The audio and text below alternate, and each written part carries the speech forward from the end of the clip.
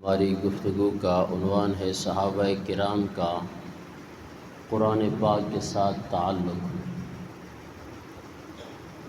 انبیاء کرام علیہم السلام کے بعد صحابہ کرام کی وہ مقدس جماعت ہے جو تمام مخلوق سے افضل و اعلیٰ ہے۔ یہ عظمت صرف صحابہ کرام ہی کو حاصل ہے کہ اللہ تعالیٰ نے دنیا میں ہی انہیں مغفرت اور جنت اور اپنی رضا کی بشارت عطا فرمائی۔ صحابہ کرام رضوان اللہ تعالیٰ علیہم اجمعین کو یہ اعزاز حاصل ہے کہ قرآن پاک ان کے سامنے نازل ہوا اور انہوں نے قرآن پاک کو چلتا پھرتا نمونہ نبی کریم صلی اللہ تعالی وسلم کی شکل میں اپنی آنکھوں کے سامنے دیکھا۔ انہوں نے رسول اللہ صلی اللہ تعالی وسلم سے قرآن پاک پڑھا اور سنا اور سیکھا۔ قرآن پاک ہم تک صحابہ کرام کے واسطے سے پہنچا ہے۔ نبی اکرم صلی اللہ تعالی وسلم کے بعد صحابہ کرام رضوان اللہ تعالی علیہم کی جو سیرت اور کردار ہے وہ ہمارے لیے نمونہ ہے۔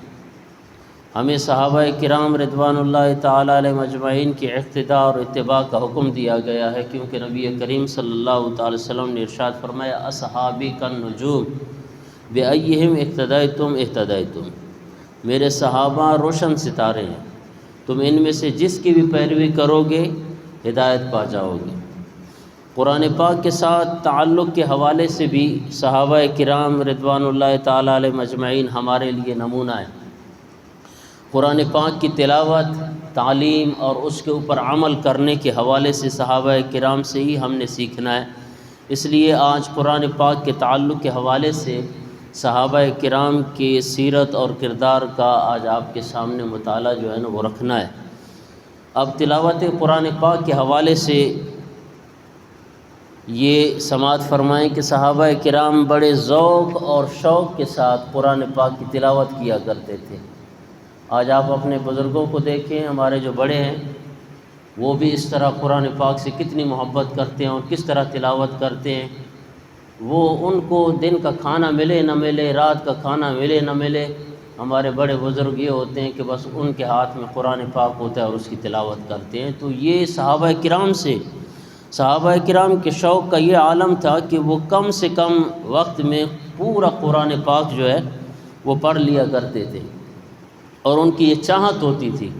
اب دیکھیں کہ صحابہ کرام کے اسی شوق کو دیکھتے ہوئے نبی کریم صلی اللہ تعالی وسلم نے انہیں غلو سے بچنے اور اعتدال پر قائم رکھنے کے لیے کچھ پابندیاں عائد کر رکھی تھیں حضور صلی اللہ علیہ وسلم نے۔ حضرت عبداللہ ابن عمر رضی اللہ تعالیٰ عنہ روایت کرتے ہیں کہ نبی کریم صلی اللہ تعالی وسلم نے ان سے پوچھا، حضرت عبداللہ ابن عمر سے حضور صلی اللہ علیہ وسلم نے پوچھا کہ اقرأ القرآن فی شہر، کہ قرآن کریم کو ایک مہینے میں ختم کیا کرو، تو ایک ایک سپارہ پڑھیں گے تو ایک مہینے میں ختم ہوگا۔ تو انہوں نے عرض کی یا رسول اللہ میں اس سے زیادہ پڑھنے کی طاقت رکھتا ہوں۔ تو آپ صلی اللہ تعالی وسلم نے فرمایا اقرأ فی 20، پھر 20 دنوں میں قرآن پاک ختم کر لیا کرو۔ تو انہوں نے عرض کی کہ مجھے اس سے بھی زیادہ طاقت ہے یا رسول اللہ۔ تو حضور صلی اللہ علیہ وسلم نے فرمایا اقرأ فی 15، پھر 15 دنوں میں قرآن پاک ختم کر لیا کرو۔ تو انہوں نے عرض کی کہ یا رسول اللہ مجھے اس سے بھی زیادہ طاقت ہے قرآن پاک پڑھنے کی۔ تو حضور صلی اللہ علیہ وسلم نے فرمایا اقرأ فی 10، 10 دنوں میں قرآن پاک ختم کر لیا کرو۔ تو پھر 10 دنوں میں قرآن پاک ختم کرنے کا کیا مطلب ہے کہ کتنے کتنے سپارے اس نے پڑھنے، 3 سپارے پڑھنے۔ تو انہوں نے عرض کی کہ مجھے اس سے بھی زیادہ طاقت ہے یا رسول اللہ قرآن پاک پڑھنے کی۔ اب یہ صحابہ کا جذبہ دیکھیں، ہم تو سالوں سال قرآن پاک کو جب ہمیں توفیق ملتی ہے رمضان شریف میں پڑھنے کی ہم پڑھتے ہیں۔ تو جو حضور صلی اللہ علیہ وسلم نے فرمایا کہ پھر اگر تو اس سے بھی زیادہ طاقت رکھتا ہے اقرأ فی 7 ولا تزیدن علی ذلک، پھر 7 دنوں میں قرآن پاک ختم کر لیا کر، اس سے زیادہ کم دنوں میں ہرگز نہ پڑھنا۔ یہ نمونے کے طور پر ایک روایت نقل کی ہے ورنہ تمام صحابہ کرام میں تلاوت میں قرآن پاک کا یہی شوق اور ذوق تھا، تمام صحابہ کو، یہ صرف حضرت عبداللہ ابن عمر کی بات نہیں ہے۔ علماء کرام نے متعدد صحابہ کرام اور تابعین اور ان کے بعد کے بزرگوں کے نام لکھے ہیں جو نبی کریم صلی اللہ تعالی وسلم کے منع کرنے کے باوجود ایک دن میں قرآن پاک پڑھ لیا کرتے تھے، بلکہ بعض نے تو ایک دن میں 2 بار قرآن پاک پڑھنے کے ذکر بھی جو ہے نا وہ آیا۔ آپ دیکھیں حضرت علی المرتضیٰ رضی اللہ تعالیٰ عنہ کے بارے میں آتا ہے کہ آپ جب قرآن پاک کی تلاوت کرتے، گھوڑے کے اوپر سوار ہوتے نا، ایک زین پہ قدم رکھتے، یہاں سے الحمد شریف شروع کرتے تھے، دوسرے زین پر دوسرا قدم رکھتے تھے، پورا قرآن پاک ختم کر لیا کرتے تھے۔ تو پھر کسی نے کہا کہ جی یہ کیسے ممکن ہو سکتا ہے کہ وہ کس طرح جو ہے نا اتنے آن واحد میں، اب دیکھیں ایک قدم رکھنے کے بعد دوسرا قدم رکھنے کے ساتھ کس طرح وہ قرآن پاک ختم کر سکتے ہیں۔ آپ کو پتہ ہونا چاہیے کہ حضور نبی کریم صلی اللہ علیہ وسلم فرمایا علی وہ ہے کہ جس کے جسم کا ایک ایک بال جو ہے نا وہ اللہ کی عبادت کرتا ہے۔ تو علماء لکھتے ہیں کہ جیسے ہی حضرت علی المرتضیٰ رضی اللہ تعالیٰ عنہ پہلے زین پہ قدم رکھتے تھے نا، تو آپ بس جس طرح قرآن پاک کی تلاوت شروع کرتے، ایک ایک بال حضور صلی اللہ علیہ وسلم کے اس قول کے مطابق قرآن پاک کی تلاوت میں مصروف ہو جاتا تھا۔ اب جسم کے کتنے بال ہیں، سر کے کتنے بال ہیں، ان کو شمار کریں کہ حضرت علی المرتضیٰ رضی اللہ تعالیٰ عنہ آن واحد میں اس طرح قرآن پاک ختم کر لیا کرتے تھے۔ لیکن حضور نبی کریم صلی اللہ تعالی وسلم نے یہ تعلیم دی اپنی امت کو کہ قرآن پاک کو ٹھہر ٹھہر کر کے اور ادائیگی کے ساتھ، قرأت کے ساتھ اور سمجھ کے اسے اس کے اوپر عمل کر کے قرآن پاک کی تلاوت کیا کریں، بھلے تھوڑا سا بھی کریں، لیکن یہ حضور صلی اللہ تعالی وسلم نے اس کی تعلیم عطا کی ہے۔ اب ایک دفعہ حضرت عبداللہ ابن مسعود رضی اللہ تعالیٰ عنہ کے پاس ان کے کچھ شاگرد بیٹھے ہوئے تھے اور وہ انہیں قرآن پاک پڑھا رہے تھے۔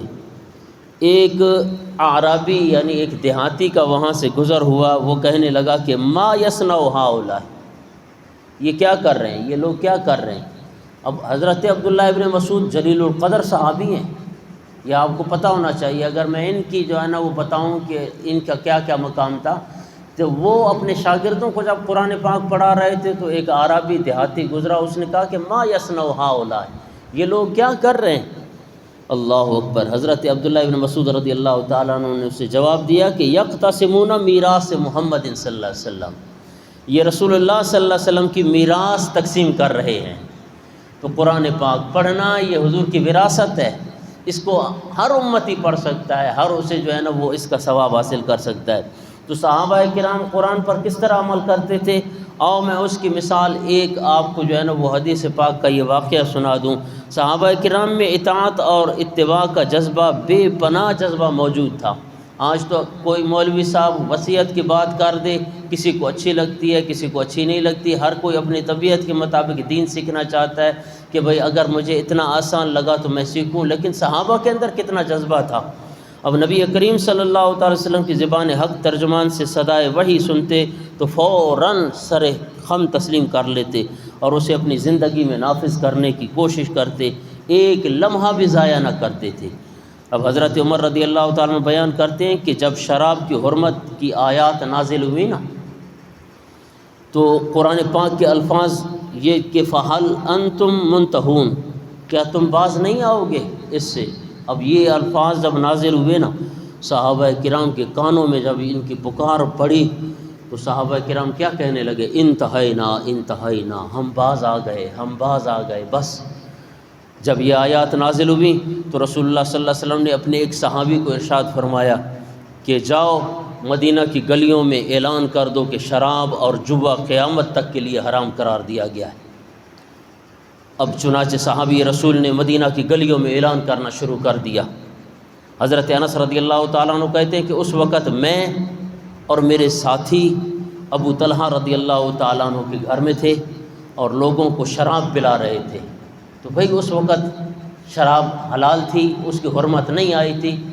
اب جب یہ حضور صلی اللہ علیہ وسلم نے اعلان کروایا کہ ایک منادی کو بھیجا کہ جاؤ اعلان کر دو کہ شراب اور جوا حرام ہو گیا ہے، جب قرآن نے کہہ دیا کہ شراب اور جوا حرام ہے، اب صحابہ کا جذبہ دیکھیے، آج بھی مسلمان شراب پی رہا ہے، آج بھی مسلمان جوا کھیل رہا ہے، کیا اسے قرآن کی یہ آیت مبارکہ نظر نہیں آتی کہ اللہ نے جو ہے نا ہمیں شراب سے منع کیا ہے، جوے سے منع کیا ہے، رشوت سے منع کیا ہے، سود سے منع کیا، لیکن مسلمان پھر کر رہا ہے۔ تو اب صحابہ کا جذبہ دیکھیے، حضرت انس کہتے ہیں کہ میں اور میرے ساتھی ہم شراب پی رہے، تو جب اس نے ندا دی، ابو طلحہ کے گھر میں تھے اور لوگوں کو شراب پلا رہے تھے، اسی دوران گلی سے کسی کی آواز آئی، ابو طلحہ نے حضرت انس رضی اللہ تعالیٰ عنہ سے کہا کہ باہر جاؤ، دیکھو کیا اعلان ہو رہا ہے۔ کہتے ہیں کہ میں نے باہر جا کر دیکھا تو رسول اللہ صلی اللہ تعالی وسلم کا منادی جو ہے وہ شراب کی حرمت کا اعلان کر رہا تھا۔ جب میں نے آ کر ابو طلحہ رضی اللہ تعالیٰ عنہ کو بتایا تو انہوں نے فرمایا کہ مٹکوں میں جتنی شراب پڑی ہے اسے باہر گلی میں بہا دو۔ جس کے ہاتھ میں گلاس تھا اس نے وہیں سے ہٹا دیا۔ ہمارے تو کہتے ہیں کہ بس آخری گھونٹ تو ہو جائے نا ایک۔ اب صحابہ کا جذبہ دیکھیے کہ جس کے ہاتھ میں گلاس تھا ہاتھ کو اس گلاس کو گرا دیا، اور جس کے منہ میں، صحابہ کہتے ہیں کہ اگر شراب اس وقت موجود تھی تو اس وقت کلی کر دی کہ بس حرام ہو گیا، تو قرآن نے جب حرام قرار دیا تو ہم نے بھی اس کو جو ہے نا اپنے اوپر حرام کر دیا۔ اس دن پھر صحابہ کرام کہتے ہیں کہ مدینہ کی گلیوں میں شراب یوں بہہ رہی تھی جیسے بارش کا پانی بہہ رہا ہو۔ تو صحابہ کرام کے قرآن پر عمل کا ایک اور واقعہ سماعت فرمائیں کہ سیدنا حضرت امام حسین رضی اللہ تعالیٰ عنہ کا ایک غلام ہے جو کہ آپ کو وضو کرایا کرتا تھا، اور وہ آپ کی دیگر اور خدمات بھی کیا کرتا تھا، لیکن اکثر وہ حضرت امام حسین رضی اللہ تعالیٰ عنہ کو وضو کراتا تھا۔ تو ایک دن وہ وضو کا ایک پانی جو ہے نا وہ لے کر جب آپ کے بارگاہ میں حاضر ہوا نا، تو وہ لوٹا اٹھایا ہوا تھا اس نے، اور اس لوٹے کا کنارہ آپ رضی اللہ تعالیٰ عنہ کے دندان مبارک میں آ کے لگا، تو آپ کے دندان مبارک جو ہے نا وہ آگے سے زخمی ہو گئے اور وہ ٹوٹ کر شہید ہوئے۔ تو اب اندازہ کریں کہ یہ آقا ہیں حضرت امام حسین رضی اللہ تعالیٰ عنہ، وہ غلام ہیں جو خدمت کر رہے ہیں۔ اب اچانک جو ہے وہ لوٹا گرا ہے، اور وہ لوٹا حضرت امام حسین رضی اللہ تعالیٰ عنہ کے دندان مبارک پہ لگا، اور 4 دندان مبارک آپ کے جو ہے نا وہ ٹوٹ گئے۔ امام صاحب نے غصے سے اس کی طرف دیکھا تو غلام نے قرآن پاک کی آیت پڑھ لی۔ اب اندازہ کریں کہ اس وقت غصہ بھی آ گیا، اور جب وہ غصہ آیا تو غلام نے پھر قرآن کی آیت پڑھ لی کہ والقاظمین الغیظ، جنت ان لوگوں کے لیے ہے جو غصہ پی جاتے ہیں۔ اب جب اس نے یہ آیت مبارکہ پڑھی نا تو آپ رضی اللہ تعالیٰ عنہ نے فرمایا کہ قسمت غیظی، چلیے جی میں نے غصہ پی لیا اپنا۔ اس نے آیت کا پھر اگلا حصہ پڑھ لیا، اس غلام نے، اس نے پڑھا کہ والعافین عن الناس، کہ وہ لوگوں کو بھی معاف کر دیتے ہیں، وہ جو جنتی لوگ ہیں نا وہ لوگوں کو معاف بھی کر دیتے ہیں۔ غصہ تو پی لیا آپ نے، لوگوں کو معاف کرنے والے ہیں۔ آپ رضی اللہ تعالیٰ نے فرمایا قد عفوت عنک، چلیے جی میں نے تجھے معاف بھی کر لیا۔ آپ رضی اللہ تعالیٰ نے جب اسے معاف کیا تو اس نے آیہ مبارکہ کا اگلا حصہ پڑھ لیا کہ واللہ یحب المحسنین، اللہ تعالیٰ احسان کرنے والوں کو پسند فرماتا ہے۔ تو آپ رضی اللہ تعالیٰ نے فرمایا اذهب انت حر لوجه اللہ، جاؤ اللہ کی رضا کے لیے میں نے تجھے آج سے آزاد کر دیا ہے۔ تو آپ رضی اللہ تعالیٰ نے جب اسے آزاد کیا، دیکھا آپ نے کہ ادھر قرآن پاک پڑھا جا رہا ہے اور ادھر اس پر عمل کس طرح ہو رہا ہے، جیسے جیسے آیت پڑھی جا رہی ہے حضرت امام حسین رضی اللہ تعالیٰ نے اس پہ عمل کرتے ہوئے جا رہے ہیں۔ اللہ تبارک و تعالی ہمیں اپنے محبوب اور اپنے محبوب صلی اللہ تعالی وسلم کی اطاعت نصیب فرمائے، اللہ اس پر عمل کرنے کی توفیق عطا فرمائے۔ وما علیہ الا البلاغ۔